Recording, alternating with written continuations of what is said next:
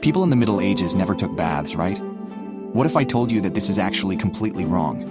Many think of the Middle Ages as a filthy, smelly period where people never bathed. But the reality is not exactly like that. People bathed a lot more than you might think. So, where did this misconception come from? First of all, bathing was much more common in the Middle Ages than you may believe. Many places in Europe had public baths. Especially in big cities like London and Paris, people regularly went to these baths. In fact, in some places, bathing was so popular that authorities had to schedule separate sessions for men and women on certain days. But this cleanliness habit wasn't limited to just common people. For example, it's known that King Edward II of England bathed every week. Some nobles even had private baths that resembled modern-day spas. These baths used fragrant herbs and relaxing hot water baths.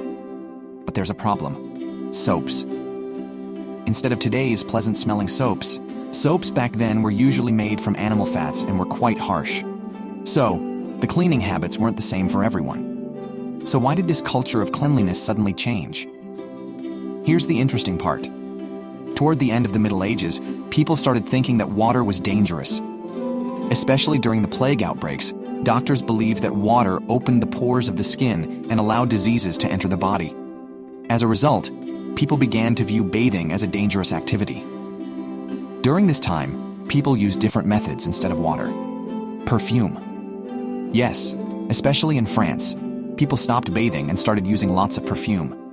In fact, there were even special staff in palaces to spray everyone with pleasant scents. But of course, this wasn't real cleanliness. This misconception was widespread among the nobility. For example, King Louis XIV of France hardly ever bathed because his doctors told him that water was harmful. Instead, he would have liters of perfume sprayed on his body and believed he stayed clean by frequently changing his clothes. But the truth was, palace members would hold handkerchiefs to their noses when they got close to him. And this wasn't limited to just one person. Some clergy members encouraged the public to avoid bathing, thinking that excessive bathing would lead people to lust. At certain times, the church even declared bathing a sin. But things didn't stay like this. With the Renaissance, people began changing their cleanliness habits again.